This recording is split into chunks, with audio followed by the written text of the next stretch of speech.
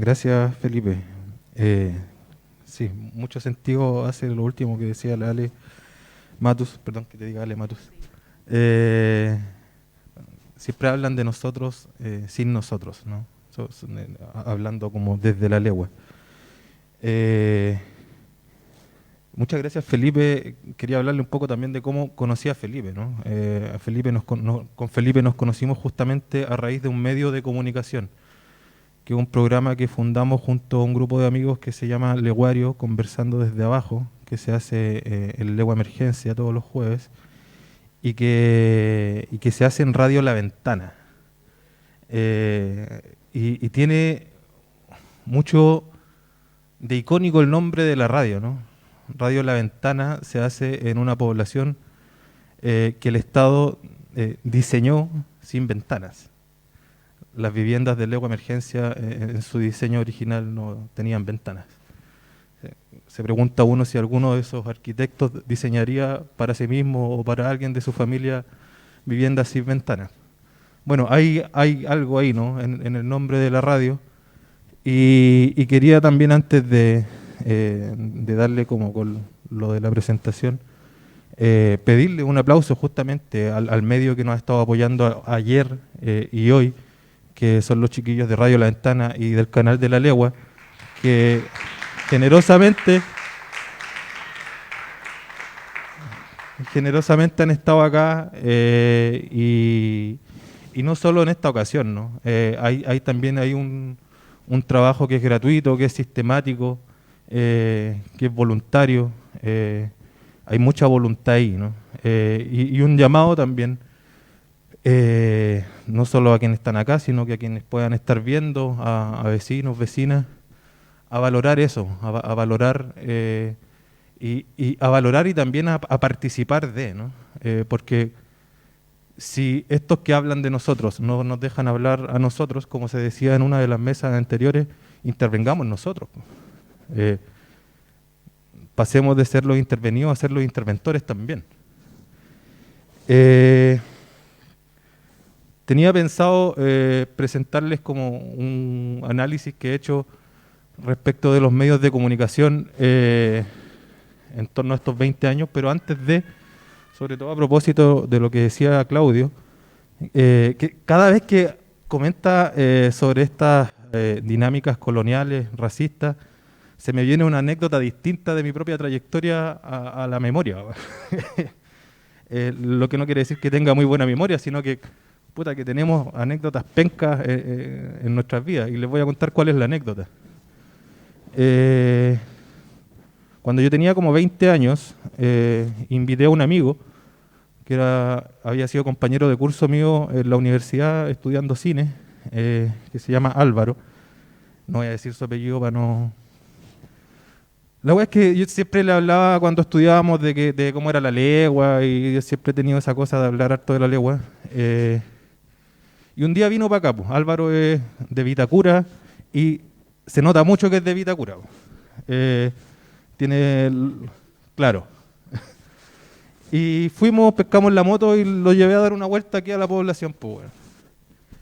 Y estábamos atravesando la plaza y de repente se nos encima una moto de Paco, y con toda la prepotencia que siempre tienen los Pacos cuando se mueven en este lugar, nos bajan, bájense conchas de su madre, y a mí que iba manejando, vos súbete y empelótate, que es una cuestión habitual. O sea, todos quienes vivimos acá sabemos que eso es pan de cada día. Y yo tratando así como, ni siquiera como por la indignación del empelótate o súbete o la prepotencia, sino que me daba vergüenza mostrarle esa cara a la población a un amigo del que le había hablado también de la población, po.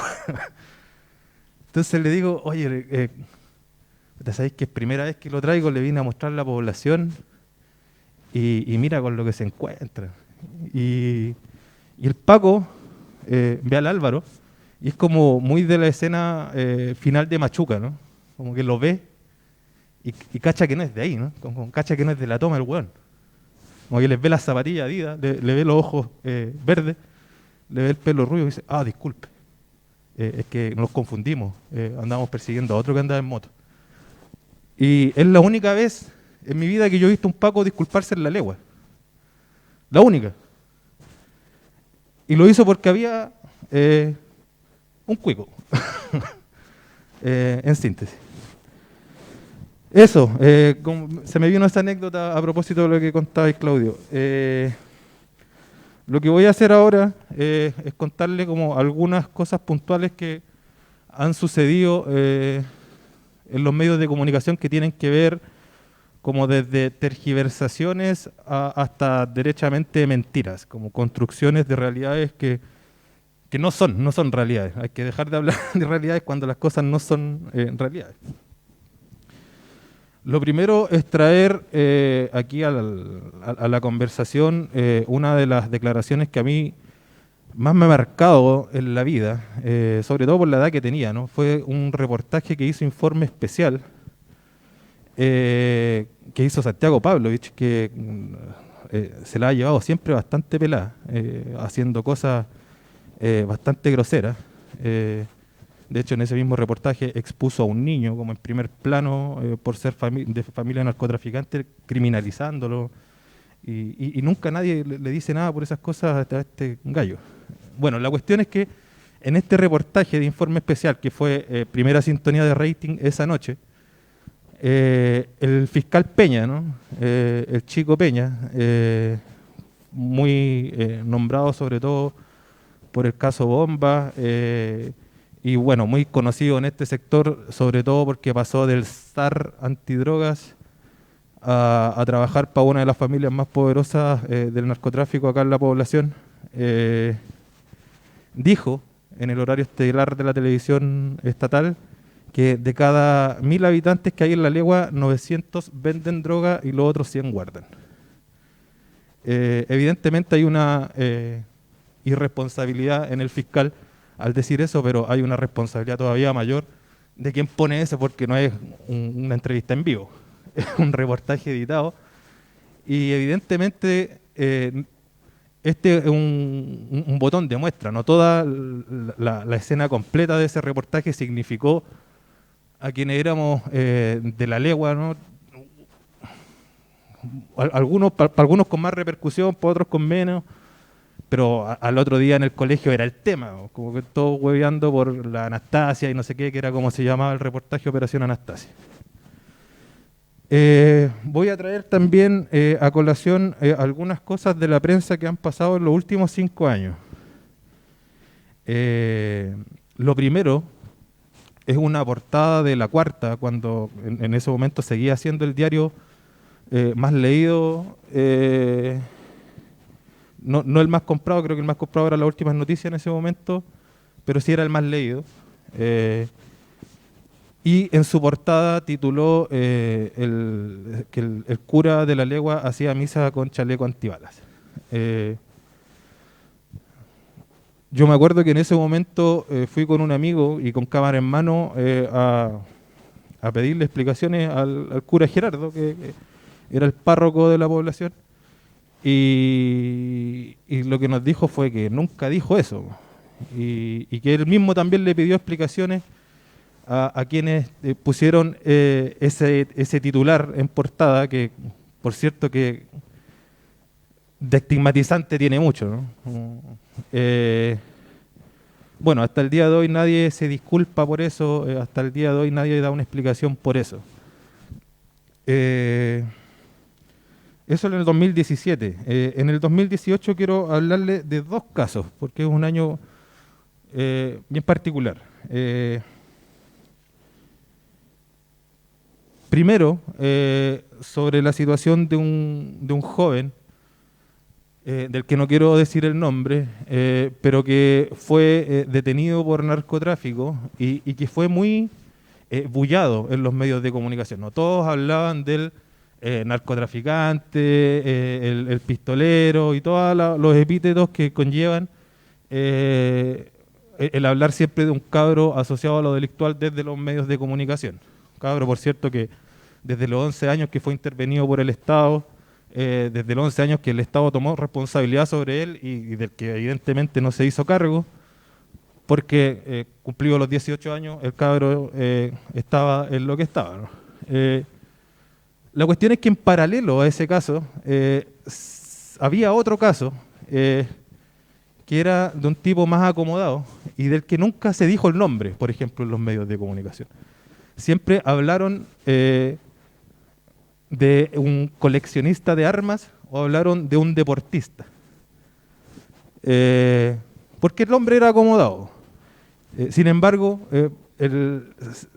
se dijo muy claramente que donde se vendían las armas que coleccionaba, entre comillas, este tipo, se vendían en la legua. Eso así, clarito, no se disimula la población en la que se vende, pero sí se le prohíbe decir quién las vendía. Y sin embargo, para un cabro de la población, o sea, ningún disimulo en decir su nombre. El mismo 2018 fue el último año que vino Sebastián Piñera a la población. Y aquí quiero graficarles una cosa del último día que vino Piñera a la población, que es un titular de La Tercera, que es este. Dice, sin carabineros y mucho PDI, Piñera derribó los muros de la legua. Ese es el titular. Y quiero mostrarle una foto que tomé ese día. O sea, ¿se acuerdan del titular? Sin carabineros y mucho PDI. Eso es en media cuadra. Si uno se daba algunas vueltas en la población, podía ver que estábamos plagados de pacos y de ratis. No es como que se hayan ido los pacos y llegaron los ratis. Pero yo no tengo la respuesta, solo me lo pregunto. ¿Por qué, güey? ¿Por qué La Tercera miente, o sea, tan evidentemente? Si era una cosa, además de que llegaron con drones, cualquier persona que caminara a media cuadra ese día se iba a dar cuenta de que la población estaba plagada de pacos. Pero titulan eso, sin carabineros y mucho PDI. Bueno, esto también pasó a 2 semanas del asesinato de Camilo Catrillanca. Quizá el contexto, ¿no?, pueda dar algunas pistas de por qué titulan así, ¿no? ¿Por qué Piñera viene a la legua? ¿Por qué viene todo el aparataje mediático también? ¿Por qué llegó a las 5 de la mañana? ¿Por qué llegaron con tanques? Bueno, esos weas son tanques. No tengo respuestas, pero dejo la pregunta ahí. 2018, pasamos al 2019, año en el que quiero rescatar una cuña de muchas vecinas de la población realizadas en una asamblea que organizamos junto al Comité de Derechos Humanos en la Junta de Vecinos de Legua Emergencia, y tenían que ver también cómo va a plantear preguntas. Tenían que ver con la sensación que había las primeras 2 semanas, sobre todo en Legua Emergencia, en el aire, ¿no? Con el abandono del lugar por parte de las fuerzas especiales de carabineros, que se fueron evidentemente al centro o a todos los lados donde estaban siendo más requeridos por un estallido social. Las vecinas decían insistentemente que la población se sentía como una taza de leche, como que esa era la figura que ocupaban. Dejar la pregunta ahí, ¿no? ¿De dónde viene la violencia? 2020,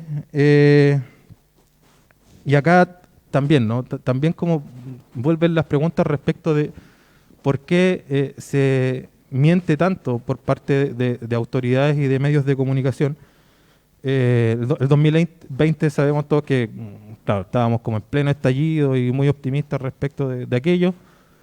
Y se nos cruza una pandemia que nos encerró a todos, nos estresó a todos y sobre todo se intensifica, ¿no?, en viviendas en las que evidentemente es prácticamente imposible cerrarse, como las viviendas de Legua Emergencia. Se intensifican muchas conductas. Bueno, la cuestión es que se intensificaron las balaceras en la pandemia y creo que Felipe lo decía en algún momento, que recuerda que fueron como las peores en mucho tiempo, al menos de su acervo, y los vecinos y vecinas se se fueron a la calle a protestar bajo la consigna no más balas. Yo creo que fue un día histórico ese, el de las barricadas. Yo nunca había visto tanta barricada y tanta gente vinculada con la protesta, ni siquiera para el estallido.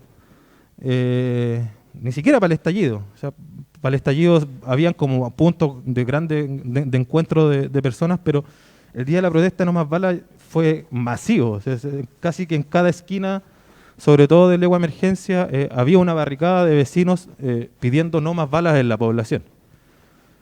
Se viralizó un video, me acuerdo, de unas vecinas grabando a los pacos y a los ratis circundando la población mientras habían unas balaceras terribles y ellos no interfiriendo, ¿no? Como ellos que siempre están acá, suenan los balazos y dejan de estar acá.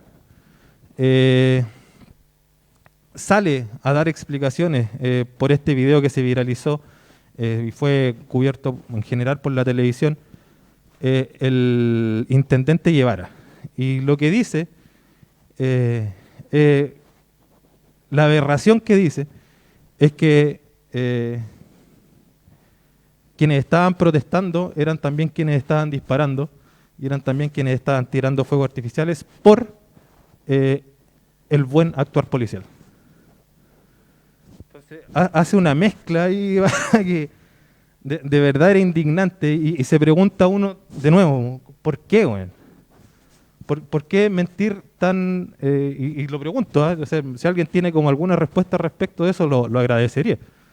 ¿Por qué mentir así, güey? Si la gente estaba justamente pidiendo desesperadamente, pero desesperadamente, porque es terrible vivir con balazos, que paren la weá de las balas, y viene este gallo y dice, no, si en realidad son ustedes los que están disparando porque la policía quiere hacer su trabajo, man. Si, no es así nomás, pues, ¿cachai? Bueno, eso lo dijo como al calor de una conferencia de prensa. Una semana después lo vuelve a decir en un reportaje que hace Megavisión, ya en tono de entrevista y con toda la calma del mundo, ya no estaba como con la cabeza caliente del momento como para dar una respuesta que fuese tan lejana a la realidad, y el tipo vuelve a repetir lo mismo, ¿no? ¿Sabes qué? No, aquí los que están protestando son los mismos que tiran balazos y son los mismos que tiran fuego artificial, entonces ahí uno se pregunta, o sea, esto no es un error, aquí hay intención. ¿Y cuál es la intención? Porque esa es la pregunta. Y el 2021, que es este año, para ir finalizando, recuerdo un reportaje que salió en Chilevisión que se llamó, salió primero en el matinal de Chilevisión, se llamó Guerra en la Legua. Ese era el titular del reportaje. Y también las autoridades vuelven a construir un discurso mediático que no se condice con la realidad que se vive acá. Bueno, primero así como un llamado de atención a Chilevisión con el reportaje. Bueno, así, ¿qué onda la facilidad de esta gente, de mucha gente para utilizar la palabra guerra? Y segundo, al finalizar el reportaje aparecía la entonces subsecretaria Martorell. ¿Muy largo? ¿Ah? Bueno, la Martorell tenía en su oficina un ladrillo de los muros de la Legua, así como un souvenir, y yo me acuerdo que lo vi y sentí una indignación, como, ¿por qué tiene un pedazo de ladrillo, güey? Y empieza a construir un relato en torno al derribe de los muros de la Legua, que es como del muro de Berlín. Como que habían una especie de legüinos como rojos de un lado y legüinos civilizados del otro, y ellos llegaron a abrirle las puertas de la civilización a los legüinos que estaban de cierto lado. Weón, del otro lado ni siquiera habían más vecinos, habían fábricas. Weón. No es, es tan lejano de la realidad y es tan terrible que no se les cuestione, y no se les cuestiona porque justamente pasa lo que decía Alejandra Matus. No hay nadie que viva esa realidad que esté poniendo su voz ahí. Y eso es sistemático. Entonces, a los periodistas, perdón Alejandra, tú eres periodista, pero como que las autoridades les dicen cualquier cabeza de pescado y no, por último ya, si no, evidentemente no, el periodista poco cacha de lo que está pasando acá, ponle a alguien ahí que le diga que la weá no es así. Porque no había otra comunidad, la hay recientemente, porque hace poco que entregaron vivienda, pero no es como lo cuentan ellos, como un relato histórico de cierta comunidad que vivía de un lado y otra del otro lado. Para finalizar, quería terminar con unas palabras del Víctor Hugo Castro y también es un llamado justamente a lo que decía al principio, como de dejemos de ser intervenidos y empecemos más a intervenir o busquemos ahí como caminos de participación, sobre todo entendiendo el ánimo refundacional que hay, se palpa todavía, a pesar del oscuro escenario también que se avisora. Bueno, las palabras del Víctor en una entrevista que le hicieron en la revista APSI son las siguientes.